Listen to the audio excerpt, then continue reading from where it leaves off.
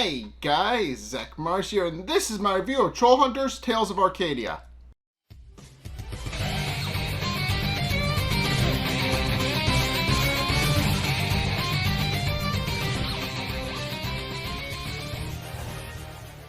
Okay, so this episode, Something Rotten This Way Comes, is, well, the final climactic battle with Angor Rot at the end of the season. And also, it's the actual end of the season this time. They didn't combine the first two seasons, because of what I explained. They combined the first two, they originally wanted the series to be 4 seasons, but then they combined season 1 and 2 into one mega season. And so, this is the end of season 2, officially. So, yeah. But, in case, this episode kind of sets up where the next arc, part 2, is going to go. So it's very important there, but it also establishes some things that are going for season 2, and finally finishes off some story arcs from this latter half of the season. But in case, the episode opens up with Strickler sleeping in his cell down in Troll Market, and he's suddenly awoken by a bunch of trolls who show up to tease him and call him names. They start throwing things at him and are openly and do not hide of the fact that they do not approve of him being there. Because obviously he was an agent. He was an agent of Gunmart. He brought Angor Rot up, and is the one reason Angor Rot is trying to break into Troll Market to begin with. So obviously they don't like him very much and are starting to and are very angry at him. Well, and of course, Strickler initially yells at them back to stop trying to bothering him, but eventually they decide that they don't really take kindly to him, and decides that they're going to take him out of his cell and bring him and throw him, like, quite literally out of Troll Market. So at which point, meanwhile, Jim proceeds to tell Vendel what happened with Claire's Horngazzle. And obviously Vendel is pissed off at them. Obviously he understands that they shouldn't have been so reckless as to let a Horngazzle fall in the hands of Angor Rot, and he does yell at Claire for it, pointing out that was how absurd, how reckless that was. And Jim of course apologizes on her behalf, pointing out that he should have gone to the dance instead, and he should have been, and if he had, then they probably wouldn't have gotten to Horngazzle, but of course, and they would have lost their Horngazzle, but of course, Claire points out that it was her fault, and that she had kept it in her purse for safekeeping so that they could get it in Troll Market, and didn't realize at first that why Angor Rot had taken her purse and ran. Toby just kind of laments the fact that it was an everyday person, went well with everything, and of course points out that that's a problem as well. But of course, Vendel is upset. Of course, pointing out that obviously now that Angor Rot has a Horngazzle, the barrier between the key to Troll Market is essentially he has free reign of the place. He can get in and out whenever he wants, but Jim does reassure him, pointing out that the Angor Rot doesn't usually attack during the day, so he does point out that they do have some time to actually fortify their defenses and keep Angor Rot from coming in. But of course, Vendel points out that Angor Rot is unpredictable at best, and they honestly have no idea if he'll attack or not. But also points out that there are obviously multiple ways for him to get into Troll Market. So obviously the whole problem is that obviously there's nowhere for Jim to hide. But as they're kind of getting chewed out by Vendel, Jim hears Strickler calling for him, and then proceeds to walk out of Vendel's workshop to discover that there's just a parade of trolls carrying Strickler through Troll Market to the entrance, and of course Strickler's hollering that Jim said he had his word that he wouldn't be harmed. At which point Jim intervenes, telling them that he understands why they're skeptical about why they're trusting Strickler, but he also points out that Strickler did help save his mother, and he has kind of redeemed himself a little bit. So he points out that until further notice Strickler's under his protection, and this of course causes everybody to become even more upset. But he also proceeds to tell them that there's far more important things for them to be worrying about, telling everybody that Angor Rot now has a Horngastle and can get in the troll market, because as he explains, he believes they have the right to know. And he's not wrong. They do have the right to know that their home could potentially be invaded at any minute.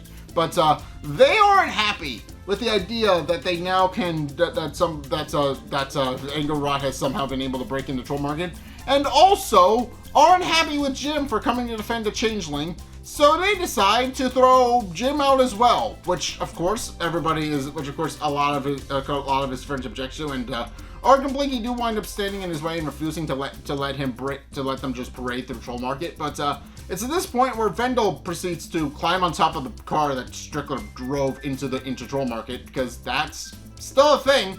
There's just a car in troll market now, but yeah, they did. It's been there for the past several episodes now, but but it makes sense. But he then proceeds to climb up onto the car and proceeds to tell the rest of the group, the rest of the trolls, that if they're going to throw Jim out, they might as well throw Vendel out as well. Because as Vendel goes on to explain, he understands that he's gotten angry with the Troll Hunter. He's gone to explain how he knows that Jim hasn't always gotten it right and has made a few mistakes, but also points out that he has since earned Vendel's trust, and points out that he's obviously done a lot of good to help them outside around with Team Troll Hunter and everything else. He's just been doing a lot of good for their community, and that they should probably hear him out when he says something, even though he's a human and an outsider.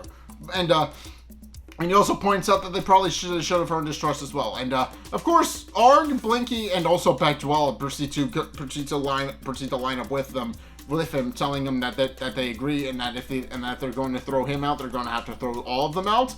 And of course Toby and Claire do also return the sentiment, although Toby does add that they don't actually live there, so it's not really going to matter either way if they're thrown out or not. But eventually the trolls decide to realize they start to realize that Jim should have their trust at this point, and then proceed to let him and Strickler go. At which point they proceed to ask him what their next plan is, and Jim proceeds to rally the forces of Troll Market, telling them that when Angor Rot comes in, does inevitably come into Troll Market, they're going to give him the fight of his life.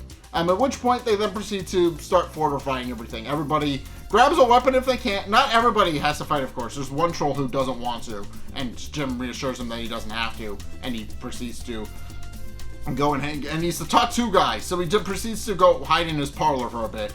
But everybody proceeds to rally the forces and prepare for war. They start fortifying the walls. They start stacking up all of their broken televisions into a barricade, and a couple of other preparations. But as Jim is making preparations and making sure everybody in Troll Market is preparing to get to battle. And also we find out that Drawl isn't afraid of dying in this battle, because he goes to the Hero's Forge to pray, and states that he's not afraid to die because it means he'll finally get to see his dad again. At which point he then proceeds to finish his preparations and goes on to join the rest of the Troll Market. So yeah, that makes sense why he isn't afraid. Because either they're victorious and they drive Angor Rot off, or he gets to see his dad again, as somewhat sad as that is. But of course, as they're making preparations, Jim is approached by Toby and Claire, who tell him that he have something that he needs to know, but also points out that if they're going to be preparing for a final battle against Angor Rot, then now is probably as good a time as any. At which point, Jim sees Noam Chomsky in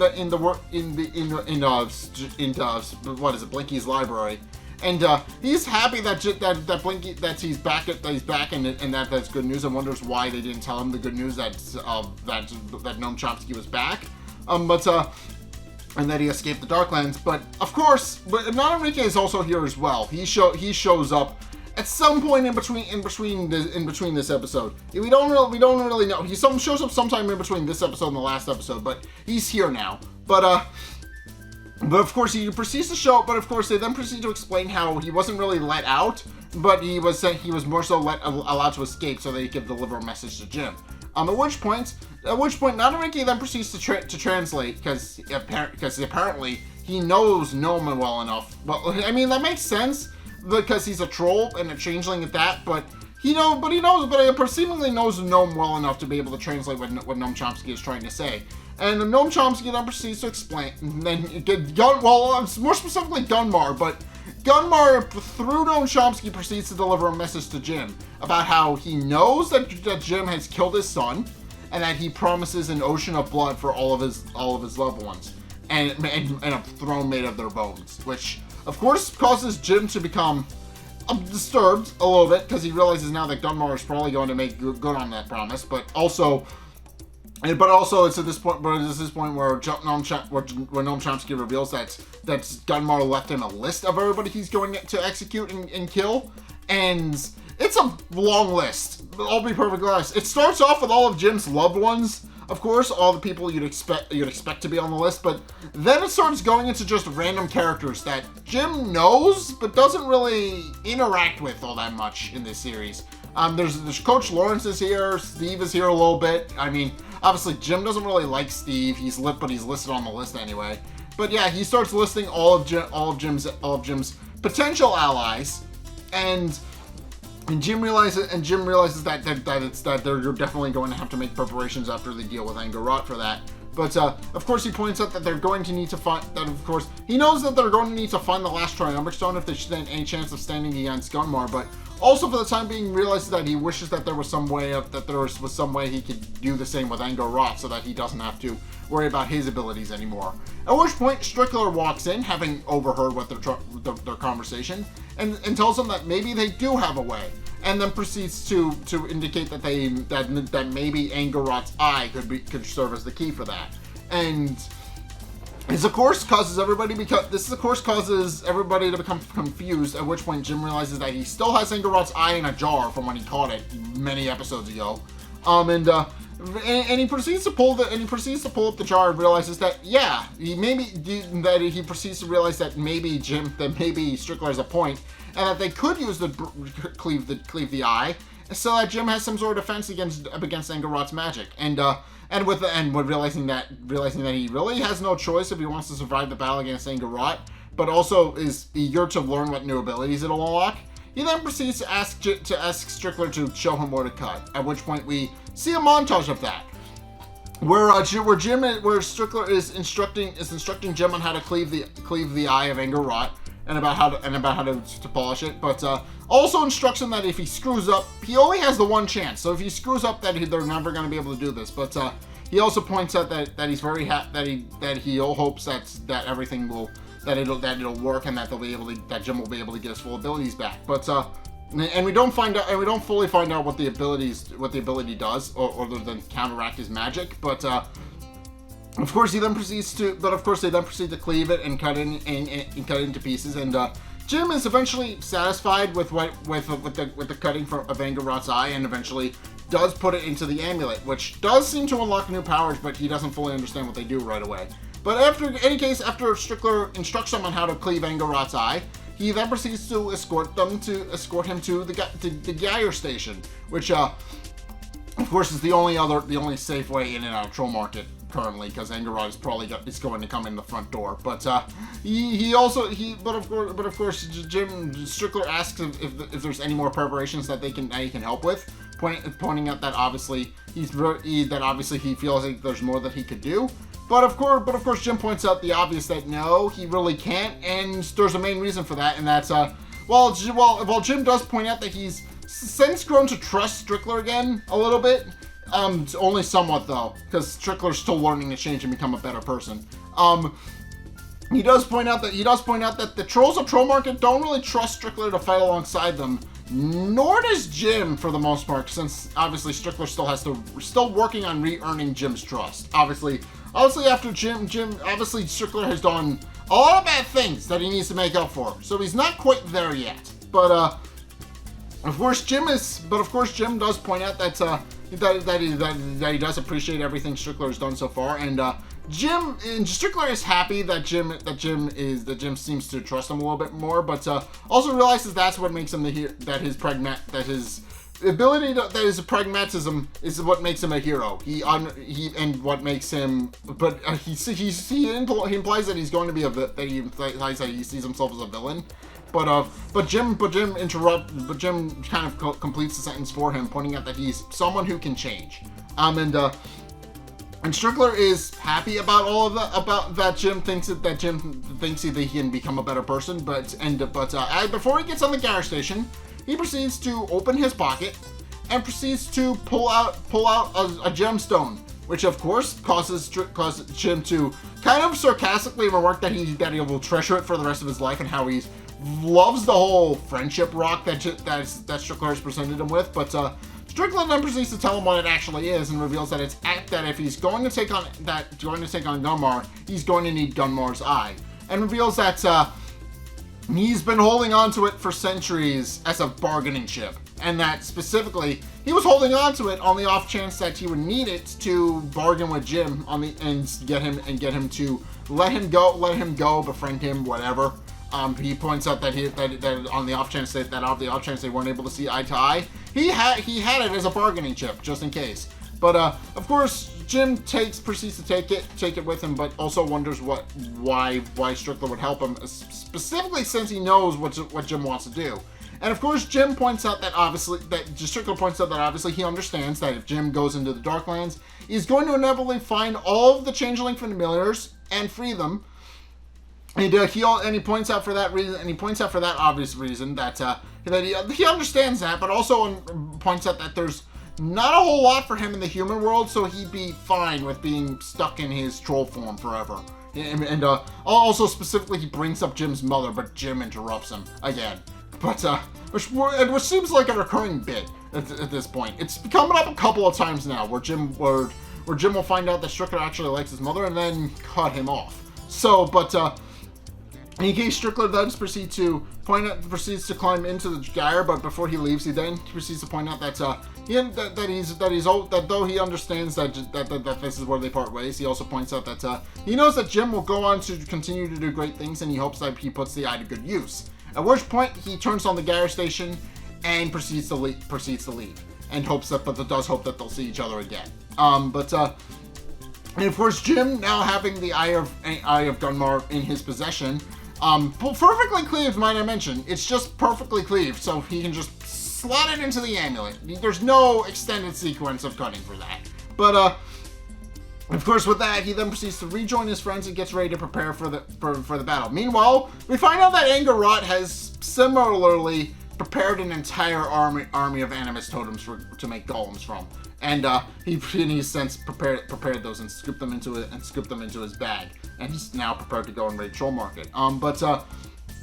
In any case, they then proceed to start here. But in any case, as everybody has now made preparations, they then proceed to start hearing loud banging sounds coming from the town, coming from somewhere outside. They don't understand where it's coming from, but they realize that it's but Blinky points out that it's probably some sort of intimidation tactic to put them all on edge. And of course, Jim points out that it seems like Angor Rot is finally making his move, but does point out that they're going to need to barge in and make sure that he doesn't, barge in on them. So they decide that the best way to do that is to just take the fight immediately to him, and decide to go to the front entrance of Troll Market, and proceeds to instruct Arg and Arg and Not Enrique to come with him, while he sends everybody else to go and defend Troll Market. And Not Enrique does object, pointing out that he's kind of comfortable where he is and isn't really prepared to charge into battle. But Troll proceeds to swat him on the ass with his axe, and he decides to go anyway. Because obviously he doesn't really feel like going to face Angor Rot. But of course, with that, Not Enrique proceeds to grab Jim's Horngazzle to open the door with, and they proceed to get ready to fight whoever's on the other end. But it's revealed that it's actually not Angor Rot, but a golem, and a crystal one at that. And it proceeds to try and attack them, but they quickly cut it down. At which point, Jim quickly realizes that whatever's going on at Troll Market is likely whatever's going on at the front entrance is likely a diversion, and that he's probably coming in another way. and sure enough, they go and leave, and they go to try and find the garage station realizing that's the only other entrance for him to come in. And sure enough, Angor Rot does come in through the garage station and proceeds to start sneaking his way around town, leaving animus totems everywhere with nobody seeing him. And of course, he just places animus totem after animus totem everywhere. At which point we also see 3 trolls who are having a bit of a conversation about how they're going to take out Angor Rot, playing out that there's only 1 of him and 3 of them. And they point out that they're going to trip him up, slam him, and then powerbomb him, which is very funny. And it winds up not really helping out in the long term because we see how that goes, and it's not great. But of course, they then proceed to. But of course, as everybody's starting to make preparations, suddenly a golem turns up and starts attacking people, and then several more start turning up after that. Once everybody starts realizing that he's started to invade the troll market already. And of course, Jim proceeds to wonder where Angor Rot is, and he runs down to look. But of course, he realizes that Angor Rot finally decides to show himself. At which point he reveals that she tells Jim that obviously that he's now he can't hide from him, and also proceeds to tell him that he's not prepared for what he's about to do Troll Market because he's brought all of his friends, and of course proceeds to scatter several more golem animus totems down into the depths of the Troll Market, which proceed to form several more golems and proceed to climb up up into the rest of Troll Market. And Jim quickly realizes that now they need to fight and prepare an army and face off against them. And Jim immediately runs in to go and fight Angor Rot, but Angor Rot proceeds to use his magic to try and take Jim's sword, to asking him when he'll learn that daylight is his command. But what we find out is that no, that isn't how that goes. Sure, Angor Rot steals Jim's sword for a brief moment, but then immediately his armor unlocks a new ability, and Angor Rot loses the sword and it returns to Jim. And Jim does take the opportunity to tease Angor Rot, saying that he really should thank him for giving him the stink eye, and then proceeds to pat his amulet, which and of course Angor Rot realizes what happened and proceeds to battle with Jim. And everybody else goes off with Jim deciding to handle Angor Rot. Well, everybody else just kind of handles the golems. Vendel is fighting, and Toby is trying to fight, but this is something some people have brought up about how Toby is only really powerful because his hammer has a thing in it. It has a curse in it. This episode demonstrates no, absolutely not. Because the thing is, Toby's hammer doesn't always listen to him. And that becomes a big part of this episode. Toby's hammer doesn't always listen to him. It will do whatever it wants because it's a curse with its own free will. So, yeah, it doesn't always listen to him. Sometimes it's light as a feather and enables him to smack people around with it. Other times, it is not gonna listen to him at all and will just kind of, sit there and do nothing and just be useless. And of course, Claire has to help him, but that does wind up becoming a major point. But in case, everybody proceeds to face off against the golems, and they try to face off against them, but there's a lot of them, and Angor Rot is of course just attacking people, trying to turn them to stone with his Creeper Sun knife. But of course Jim is also helping fight some of the golems as well. But of course it's at this point. It's at this point where Angor Rot proceeds to taunt Jim, pointing out that that this is the end of the line, and that tells him that's the end of the line for the hunter, and that he's going to steal it, finally get revenge by stealing his soul to fill the void of Jim's destroying his own soul. And it's at this point where Jim corrects him, telling him that's not hunter. It is, as Angor Rot puts him, it's hunters. And sure enough, we get a POV shot of Blinky running him over with a car. He just hits Angor Rot with a car, and Angor Rot kind of just shrugs it off and throws the car, but of course, Blinky runs him over and is very happy that he finally got to drive. That has been a thing that he's been commenting on for the better part of several episodes, but it is a thing that comes up here. But in any case, with that, they proceed to chase off the Angor. He does proceed to throw the vehicle, and And of course, nobody else can lift it. Nobody can actually lift the vehicle, and Arg of course is forced to, kind of deal with that, and deal with the strength. But and of course, we also get a fun moment where one of the golems proceeds, because Toby's hammer's on the fritz, Claire has to jump in and save him, which results in her getting grabbed by the golem, and Nanamika has to come in and save her. He doesn't do a very good job of it, but he does distract the golem long enough to make it frustrated, and it throws both of them. And of course Claire tells her quote unquote brother that he saved her life. Well, he just tells her not to make it weird. But of course they proceed to continue battling, and of course eventually Droll and Claire are forced to run in and try and help Blinky get out of the car, but they quickly realize that they can't do it by themselves and are in need of Arg's strength. So they haul her to Arg, and Arg immediately goes over to the car to try and lift it to get him out. But of course, while they're doing this, Jim is knocked away by Angor Rot during their fight, and he winds up having to be fought by several golems, which he winds up having to battle himself and try to rip all the animus totems out of. But they quickly realize that they're not going to be able to, and also at one point, Toby does successfully help Vendel face off against the golem, and he compliments him. But it's at this point where we got to talk about this, where during the fight, Toby's hammer, remember how I said it wasn't listening to him and he hasn't been able to swing it because it's been going to heavy mode randomly during the fight? Yeah, that happens in this episode, and it's near Angor Rot, and Angor Rot decides to take the opportunity to attack Toby. It's at this point, and of course at this point where everybody realizes Toby is in danger, they kind of holler to Toby because they realize he's going to die because he's going to be killed by Angor Rot. And Arg specifically sees Angor Rot about to attack Toby and immediately leaps in front of him to shield him and winds up getting hit by Angor Rot's knife and starts turning to stone. And of course, Toby is upset. That is visibly upset because he realizes that Arg is now is dying in front of him, and goes to console Arg, but Arg just responds wingman and then turns to stone, which causes Toby to be sad for a moment, and everybody sees Arg, and everybody stops for a brief moment to mourn Arg because they're in the heat of battle. But and of course everybody sees that Arg has since turned to stone, at which point Toby's sadness turns to anger, and he tells Angor Rot that he's going to kill him, and proceeds to swing his hammer wildly at Angor Rot, and proceeds to attack him, and proceeds to just kind of viciously attack him, just very viciously.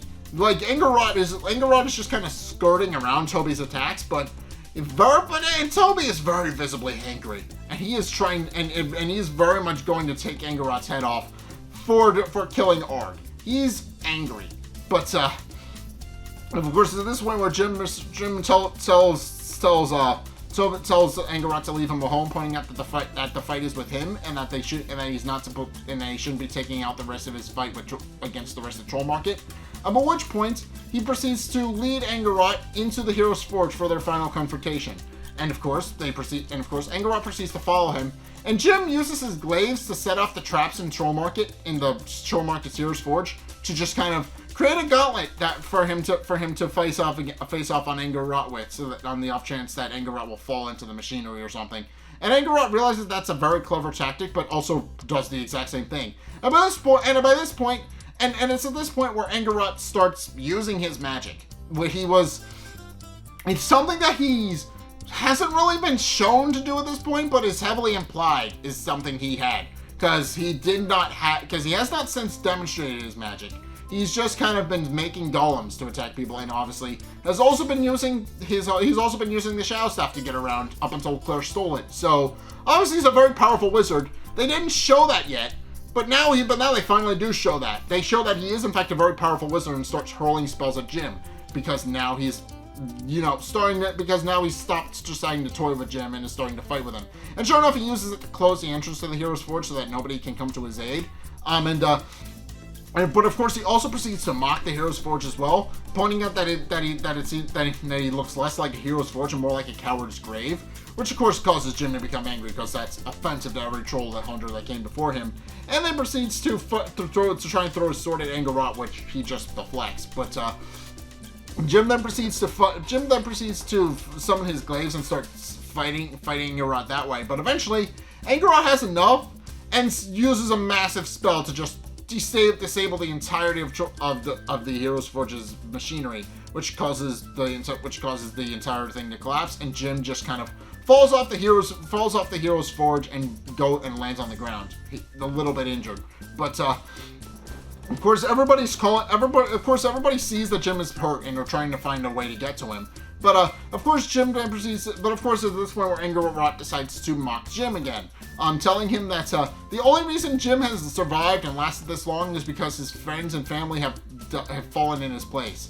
Obviously referring to how Strickler and Barbara came to his aid, and then obviously Joel got stuck in a trap and couldn't move for the longest time. He's back now, but he got stuck in a trap and somebody had to go let him out. So for the longest time, he has been stuck. He's just been stuck for a while. But and then also proceeds to also add the nail in the coffin by telling him that now Arg has died. Which of course causes Jim to become angry. He summons the sword, but Angor Rot just kind of knocks that away, and then asks him where his friends are now that he's alone. But it's at this point where Toby tells him that his friends are right here. At which point it's revealed that Claire created a portal for Toby to jump through. And Angor Rot looks up and is distracted long enough for Jim to kick Angor Rot's knife into his stomach, and he turns to stone as Toby shatters his now stone body to pieces. And that's the end of Angor Rot. So yeah, that's how Angor Rot winds up finally dying. And then everybody knows he dies because the second he does, all of his animus totems deactivate, and all the golems he summoned to fight Troll Market fall apart at exactly the same time, and everybody realizes that Vendel proceeds to proclaim that Angor Rot has been defeated and that Troll Market is victorious. And everybody who hasn't been badly killed, it celebrates. Though Arg is currently the only one we know that died. There's one guy that maybe got stabbed, but he's probably fine. We don't really know. We just know that there weren't many casualties, which is surprising considering Angor Rot's a trained assassin. But in case it's at this point where Droll proceeds to finally get the door to the Hero's Forge open, and everybody runs to Jim and asks him if he's okay, and of course Jim says he's fine, and Clara proceeds to ask him if they're really dead, and Jim responds that he better be. And of course, Toby proceeds to return the sentiment and proceeds to kick the stones of Angor Rot's destroyed body around in anger, pointing out that he better be. And also proceeds to smash it again with his warhammer for good measure, to just make sure that he's in smaller pieces, just in case. But of course, it's at this point where, as Toby is doing that, several spirits proceed to fly out of Angor Rot's body and start whispering. And of course, Claire believes it's a what, but then collects herself and asks who they are. And at which point we see Kanjigar. He appears in the wisp after the wisps leave Angor Rot's body, and he proceeds to tell them that they are the souls of those that Angor Rot has consumed, both body and mind, and responds that now that Angor Rot is dead, their souls can finally return to the void between worlds and rest in peace with the rest of their brethren, which of course he then proceeds to thank Jim for, and then proceeds to tell him that he understands now that he was wrong. Obviously a big thing he's a big thing he's been saying throughout the season is that Jim's friends are going to get him killed. But now he's realizing that he was wrong, and that Jim's friends are in fact what made him stronger, and that Jim has taught him a very valuable lesson. Of course, Droll at this point takes the opportunity to kind of have a moment with his father. He walks up to his father's ghosts and asks him if that's really him. At which point, Kanjigar proceeds to tell him that he's sorry for pushing him away for so long, and tells him that he's very proud of the warrior that he's become. at which point he then proceeds to fade into the void of between worlds. And Troll is a little shocked is still kind of processing the fact that he just saw his father, but he then smiles and realizing now that he's finally reconciled with his father after so many years of his father pushing him away and not giving him the love he needed. Now, finally, in the afterlife, he's finally been acknowledged by his father, only to tell him that he's sorry for pushing him away and that he's proud of his son for who he's become. So, yeah, it's a very touching moment. But in any case, with that everybody then proceeds to gather around Arg's stone body and proceeds to mourn him. Because obviously, Arg passed away. He's dead, unfortunately. Well, at least for now. We'll get to that in a minute. We'll get to that in a couple of episodes because that one becomes a big part of part 2. That winds up becoming a big thing of part 2 about Arg and his death and everything like that. That winds up being a big plot point. But if we'll definitely be touching more on Arg's death. I'll get to that. But of course, Jim seeing everybody mourn Arg and with Claire consoling Toby, telling him that he should save his anger for Gunmar. Jim sees all this and then proceeds to make a very decisive face and walks away. And Claire notices him leave and wonders where he's going. At which point, Jim in his head proceeds to write and we hear his thoughts, but Jim in his head proceeds to write to recite the poem to summon about the Eclipse armor and how it was summoned. And as he proceeds to go into the Gyre station, he proceeds to go into the vault where he meets with it, where they still keep Killahead Bridge, and he proceeds to place the last stone of the Triumbric stones in his amulet, which I should mention there's a bit of an animation error because there's 5 stones in the amulet when he puts it in, when there should be 4. I should mention that. There's a bit of an animation error there. They show more stones than Jim is supposed to have at this point. But after that, he proceeds to recite a new incantation to summon his armor. For the Doom of Gunmar, Eclipse is mine to command. And with that, he summons the Eclipse armor, which is this maroon, which is this maroon red, and three little balls fly out of his amulet and into his heart, where the amulet itself turns a dark red, and then proceeds to summon his armor, which also turns a dark red. And we see the Eclipse armor. The Eclipse armor is a very dark blood red. It is which makes sense because, Eclipse that's what they're kind of known for looking like. But yeah, it turns blood red. His armor is now blood red, and Jim takes a minute to admire his new armor. And looks at the new armor and looks at what assesses what it can do, and if this is really the weapon that can be used to kill Gunmar. But this is this point where his friends proceed to show up at the vault. But Jim proceeds to close the vault before they can come in and talk to him. And of course everybody starts banging on the door and asks him what he's doing. And Jim proceeds to tell them that he's sorry, but he has to finish the fight alone, and that he can't let any of them get hurt again. He doesn't want any more of them to get hurt. So, of course he proceeds to tell them that he has to do this alone. Although Claire proceeds to insist that they promised they would go together and that Jim shouldn't do this by himself. But Jim isn't listening to them, and proceeds to summon the arm, and proceeds to summon to place his. What we find out is that the amulet can be removed separately from the armor, but without summoning the armor, which is an interesting thing. But Jim proceeds to decouple his amulet from his armor.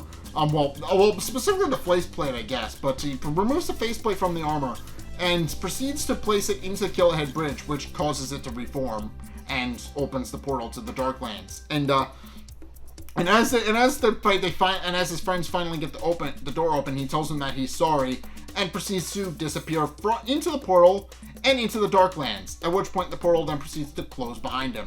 And with that, he then proceeds to summon his sword, and we finally get a good look at what the Darklands actually look like, because we haven't actually, well, we've seen glimpses of it so far, so I really shouldn't say that, but we haven't actually seen the Darklands yet. We haven't actually seen what the Darklands look like. We've seen glimpses of it, but we haven't actually seen the Darklands in full yet. Only brief glimpses of what everybody has seen so far. So this is what we finally see of the Darklands, and it's exactly what you expect. It's this big desolate place with a bunch of empty caverns, a bunch of destroyed statues and other things. It is a mess. It is obviously a very hot mess. And but yeah, Jim with that then proceeds to summon his sword and proceeds to get ready to chase after Gunmar, while everybody on the other side of the portal, we just hear their voices, but Blinky proceeds to ask what Jim has done. At which point Jim proceeds to go into the Darklands to look for Gunmar, while the amulet ticks ever onward on the other side of the door, and just continues to just kind of glow faintly, and that is where the season ends. So yeah, first and foremost, the arc is going to be about Jim finding Gunmar and getting himself and not kill him yet, because that doesn't happen for a while yet. Because Gunmar is obviously the main antagonist. He's not going to die for 2 more seasons. He doesn't officially bite the big one for 2 more seasons. But this episode establishes that we finally are going to meet Gunmar, because now Jim is going to seek him out and be face to face with him. That is going to be a big thing for the season, but also the big season is, of course, Jim's friends figuring out how they're going to get him out of the Darklands, since obviously he's stuck in there. He's stuck in there with limited food and water and all those other things. So of course they're going to have to find a way to get him out, because obviously it's not safe for him to be in there. But of course, and also specifically because Gunmar and his army are in there. That's the main reason. But also because he has limited food and water and other things. Yeah, obviously it's a very foolhardy mission for him to just run in guns blazing. So that's of course going to be a big thing. But of course, that is going to do it for this particular season of Trollhunters. So yeah, we're going to go into part 2 next week, probably. But for the time being, we're going to leave this episode here. So yeah, thank you guys so much for watching today's review. If you enjoyed, be sure to like, comment, and subscribe. Also, be sure to follow me on Twitter in the description below. I'll be sure to check out my Patreon in the description below as well. It's only a couple bucks a month. It does really help me out, and you guys get access to a bunch of cool perks that are my way of saying thanks. So be sure to check those out. Link is down in the description. Be sure to check out my Discord as well. Link is also down in the description. Please go check that out. I want to have more people come over there because, you know, why not? It's a thing that I don't promote often enough. So I would like for more people to know about it and be there and go support me that way. And also, be sure to go and check out my Twitch. I stream Saturdays and Sundays. Link is down in the description. Please go check that out. And also maybe go check out my Twitter. Elon's breaking everything. If you want to go follow me on Twitter, by all means, go ahead. I don't recommend it because I don't know how long the site is still going to be up, because Elon is making so many mistakes with it. He's doing so many stupid things with a site, with one of the biggest social media sites on the planet. Of course, people are going to be mad at him for that. But if you want to follow me over there, you can. You don't have to, but you can. But and also, finally, if you want to see more content from me, then be sure to check out the videos linked in the end screen. The top video is the most recent video. It may or may not be this video. Whereas the bottom video is a video recommended to you based on what you've already seen from me. So if you want to try something new, or you're more of what you like, then be sure to check both of those videos out. But in any case, thank you guys so much for watching. And until next time, we'll see you guys in the next video. Peace!